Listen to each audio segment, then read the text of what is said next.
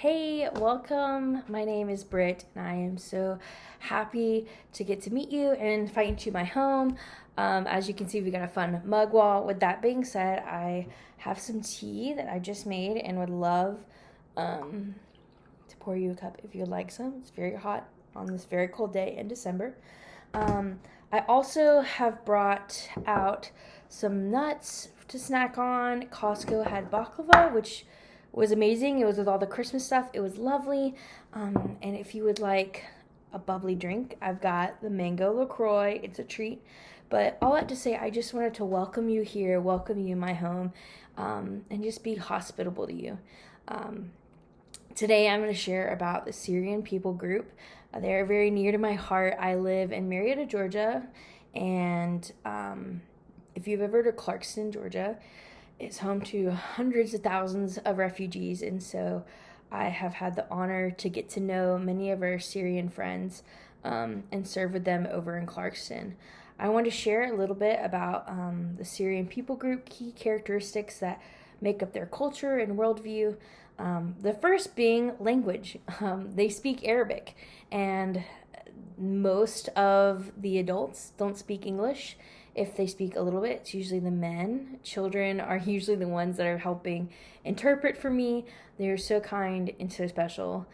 Another key factor for our Syrian friends is that they practice Islam. They are on a scale from very conservative to full hijab, all the works, following all the rules, to someone who maybe just practices Ramadan and doesn't wear a hijab. Everyone, I have friends that are all over on the spectrum, but all of them practice Islam. The third thing about this culture is that they are from and work from an honor shame culture. This means that they see the world through what is going to bring honor to me, to my family. The power of shame is the tightest thing that is in their life, that is gripping them with fear and with choices they make.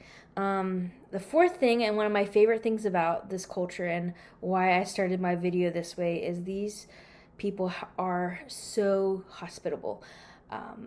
Anytime I visit a Syrian friend, they offer me tea, they offer me a cold drink, they offer me whatever they have. They share it with a willing and generous heart. And I am encouraged to try and replicate that hospitality in my own life. And the last thing I want to share with you about this culture is that they run more on event-focused time. It's called polychromatic, and I hope I said that right. And more Western thinkers like us tend to see time as more linear, more we're following a schedule, point A to point B.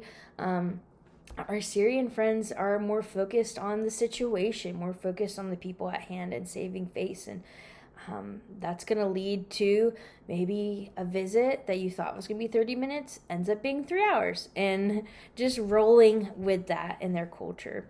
I think some great bridges to sharing the gospel with our Syrian friends is the concept of hospitality. It is so easy to invite someone over, to make a snack, to have a tea, and I think that is a really easy on-ramp. The next thing, which is probably the most amazing and challenging parts, is the fact that as Christians, we share a lot of history with the Old Testament with our Muslim friends, from Abraham, all of those different stories. They create opportunities for us to share similar stories, but also offer that hope of seeing Jesus in that story in God's ultimate redemptive plan. Some of the barriers for sharing the gospel with our Syrian friends is the simple fact of language. I mentioned earlier, a lot of our friends speak Arabic, and English is a really hard language to learn. And just that simple, well, not really simple, speaking in your heart language is one of the biggest barriers that I've seen. Another huge, miraculous barrier that is hard for me as a Westerner to comprehend, and something I'm trying to learn, is a lot of my Muslim friends are coming from an honor shame culture, and I'm coming from a guilt innocence culture. And having those conversations, we don't always see eye to eye. Not that we're mad at each other, or that we just value different things. And one thing I've been really challenged with is, how do I learn what my Syrian friend values? How do I present the gospel in such a way that shows them that God brings honor and does not put us to shame? And that leads into, how do we share the gospel with our Syrian friends? We need to, number one, acknowledge that it is hard. In this honor shame culture, when a Muslim decides to leave and convert to Christianity, they are exiled from their family, they could be killed. There's so many different things that could happen. Shame to the family, shame to the person themselves.